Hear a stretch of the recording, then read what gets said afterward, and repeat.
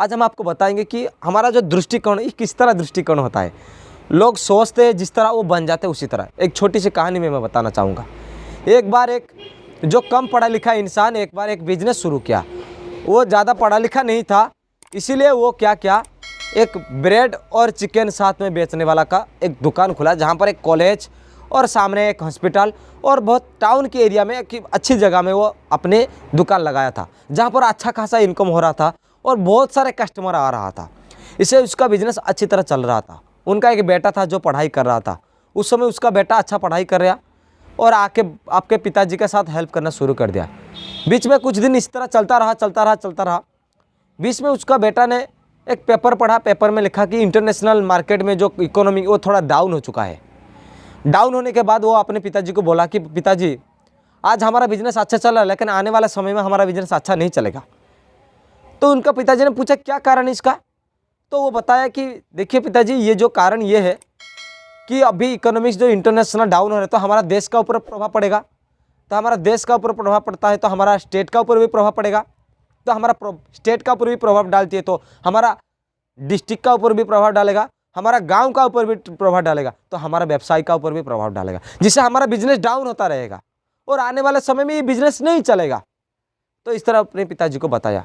पिताजी ने सोचा होता होगा ऐसा कि मेरा बेटा पढ़ा लिखा है, मैं तो पढ़ा लिखा नहीं हूँ, मैं तो मूर्ख इंसान हूँ, तो उससे अच्छा होगा वो बता दिया, बहुत अच्छा है, पहले से हम जान जाए और अच्छा हुआ। तो उसका पिताजी रात भर नहीं सोए, चिंता में था, क्योंकि बिजनेस इतना अच्छा चल रहा था, डाउन होने वाला है, क्या करेंगे, दूसरा क्या बिजनेस करेंगे या क्या करेंगे, कैसे परिवार को चलाएंगे। तो कुछ दिन बाद वो क्या किया, अपने बिजनेस में जो ब्रेड और चिकन लाना कम कर दिया। वो नहीं चाहता कि ज़्यादा पैसा उसमें खर्च हो जाए। फिर और कुछ दिन के बाद अपने दुकान के सामने जो बोर्ड लगाया था अपने ब्रांड का, वो बोर्ड को हटा दिया। फिर कुछ दिन के बाद उनका बिजनेस डाउन होने लगा। फिर वो अपने बच्चे को बोला, यार तूने सही बोला था कि तूने पढ़ा लिखा है और बता दिया कि आने वाले समय में हमारा व्यापार डाउन होने वाला है, और आज देख हमारा बिजनेस कितना डाउन हो चुका है। आज हमारा एक पैसा भी जो मजदूरी पैसा भी हम उसमें नहीं निकाल पाते हैं। तो उसका बेटा ने बोला, हाँ सही बात है पिताजी, यही तो मैं तो बोल रहा था पहले से, आप तो पहले से मान गए, अच्छा हुआ। इसमें आपने क्या सीखे इस कहानी से? इस कहानी में हम ये सीखे कि हमारा नज़रिया जैसा होगा, हमारा विचार जैसा होगा, हमारा व्यापार भी और हमारा व्यवहार भी और हमारा दृष्टिकोण भी ऐसा होगा। उसका बिजनेस कभी डाउन नहीं होता यदि उनका बेटा नहीं बोला होता।